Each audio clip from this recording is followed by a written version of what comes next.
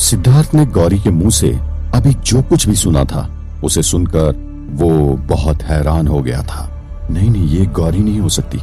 आखिर गौरी इतनी ज्यादा बदतमीज कैसे हो सकती है? गौरी कैसे मेरी मम्मी के बारे में इतनी बुरी बातें कर सकती है? सिद्धार्थ ने अपने मन में सोचा। तुम कौन हो और तुम गौरी के बारे में क्या जानती हो? तुमने गौरी का रूप क्यों ले रखा है? सिद्धार्थ ने गौरी की शक्ल वाली उस लड़की से कहा। क्यों, तुम मुझे नहीं पहचान रहे हो सिद्धार्थ? लगता है इस चुड़ैल ने तुम पर भी कोई जादू टोना कर दिया है। समझने की कोशिश करो सिद्धार्थ, वो तुम्हारी मम्मी नहीं है, वो एक चुड़ैल है, चुड़ैल। गौरी ने सिद्धार्थ से दोबारा कहा। अगर तुम गौरी भी हो तो भी तुम्हें इतना हक किसने दिया कि तुम मेरी माँ के बारे में कुछ भी कहने लगो? तुम इतनी ज्यादा बदतमीज कैसे हो सकती हो? सिद्धार्थ ने कहा। सिद्धार्थ के साथ साथ मिस्टर बजाज को भी गौरी की कही गई बात पर बिल्कुल भी यकीन नहीं हो रहा था।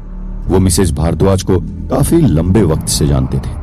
सिद्धार्थ की मम्मी सिर्फ उनकी मालकिन नहीं थी बल्कि उनके एक अच्छे दोस्त की वाइफ भी थी। हालांकि मिस्टर बजाज और गौरी दोनों वहां पर आज जिन हालातों का सामना कर रहे थे उसकी वजह भारद्वाज फैमिली ही थी, लेकिन वे लोग इस फैमिली के एहसान को भी नहीं भूल सकते थे। सिद्धार्थ के डैडी ने मिस्टर बजाज को उस वक्त सहारा दिया था जब उन्हें सहारे की सबसे ज्यादा जरूरत थी। जब से सिद्धार्थ की माँ गेस्ट हाउस से वापस लौटी थी तब से उनको देखकर ऐसा कुछ भी नहीं लगा था जिससे यह एहसास हो कि वो कोई इंसान नहीं बल्कि एक चुड़ैल है। डैडी, आप तो मेरी बात का यकीन कीजिए, वो औरत सचमुच सिद्धार्थ की मम्मी नहीं है। ये सब कुछ उसका बिछाया हुआ जाल है। ये हम सबको एक साथ बुलाकर हमारा खून पीना चाहती है। आप लोगों को भी इसके साथ नहीं आना चाहिए था। अगर आप लोगों को यकीन नहीं आता तो जाकर देख लीजिए कि सिद्धार्थ के डैडी आपको इस सुरंग में कहीं भी नहीं दिखाई देंगे, गौरी ने डैडी से कहा।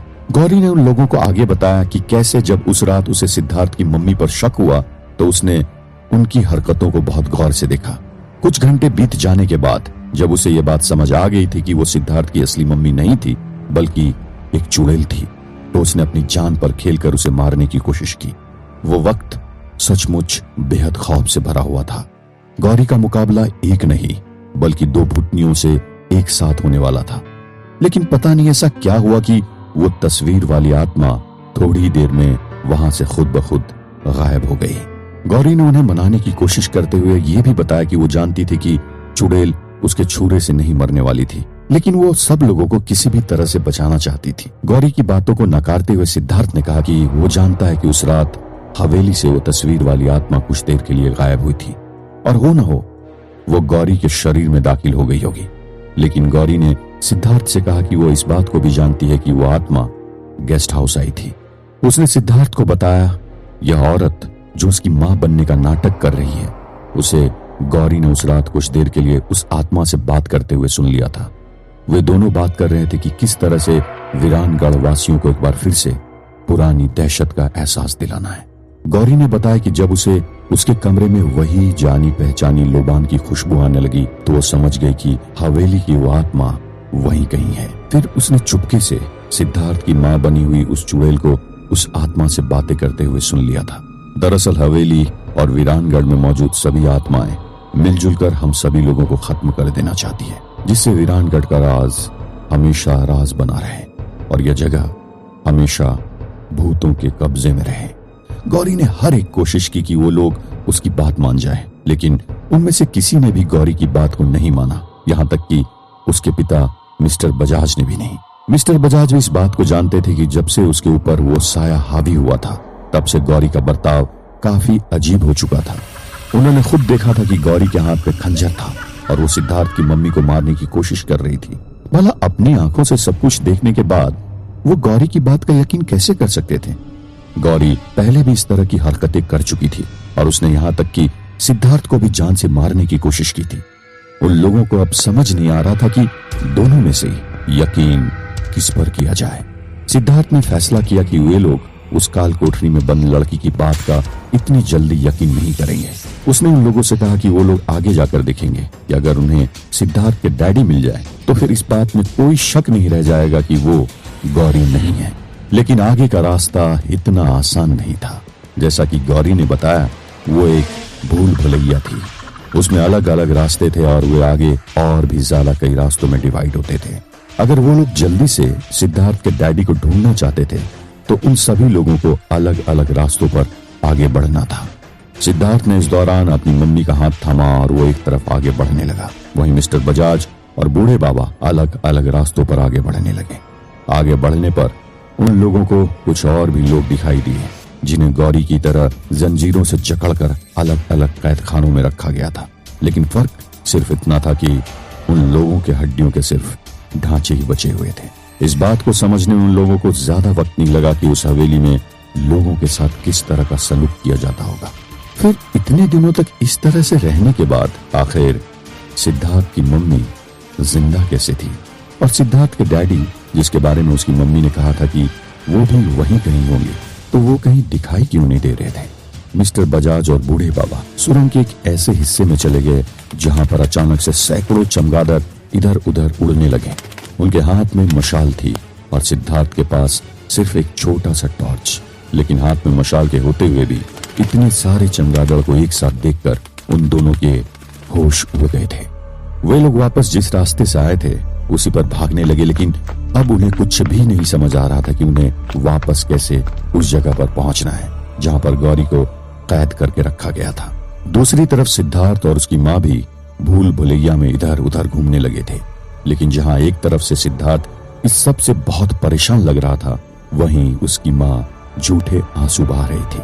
सवाल अभी ये भी बना हुआ था कि अगर वो सचमुच एक चुड़ैल थी तो वो सिद्धार्थ को वहीं खत्म क्यों नहीं कर दे रही थी? वो सभी लोग करीब 1 घंटे तक उस भूल भुलैया में इधर उधर भटकते रहे और फिर बूढ़े बाबा और मिस्टर बजाज गौरी के पास सही सलामत पहुंच गए। उन्हें यह बात तो पता चल गई थी कि गौरी झूठ नहीं कह रही थी। लेकिन सिद्धार्थ और उसकी माँ कुछ देर और भटकने के बाद जब वहां पहुंचे तब भी सिद्धार्थ किसी नतीजे पर नहीं पहुंच पाया था। सिद्धार्थ जब से वहां पर आया था तब से गौरी ने हर कदम पर उसकी हेल्प की थी। उसे जन्म देने वाली माँ पर शक करने का तो सवाल ही नहीं उठता, तो फिर सिद्धार्थ ये डिसाइड कैसे कर पाता कि दोनों में से सच कौन बोल रहा था? अगर गौरी की बातों में जरा भी सच्चाई होती तो इसका मतलब तो यही होता कि उन सब की जान बहुत बड़ी मुसीबत में फंस चुकी थी। जब बूढ़े बाबा ने इस बात पर गौर किया था कि सिद्धार्थ के माँ के हाथ बहुत कांप रहे थे और उनके हाथों में पसीना भी बहुत ज्यादा आ रहा था, तब उन्होंने सिद्धार्थ से इशारों इशारों में कुछ कहने की कोशिश की थी। लेकिन क्योंकि वो सिद्धार्थ की मम्मी थी, इसलिए बूढ़े बाबा की भी इतनी हिम्मत नहीं हुई कि वो साफ तौर पर सिद्धार्थ से ये बात कह पाते कि उन्हें उनकी माँ पर शक है। लेकिन जिस दौरान गौरी और उन लोगों के बीच ये सारी बातें चल रही थी, उसी वक्त कुछ ऐसा हुआ जिसे वे लोग सोच भी नहीं सकते थे। और जो अब तक सिद्धार्थ की माँ होने का नाटक कर रही थी, वो चुड़ैल धीरे धीरे अपने असली रूप में आने लगी थी। उसकी स्किन पर पहले से कहीं ज्यादा झुर्रियां दिखाई देने लगी थी और धीरे धीरे उसके बाल सफेद दिखने लगे थे।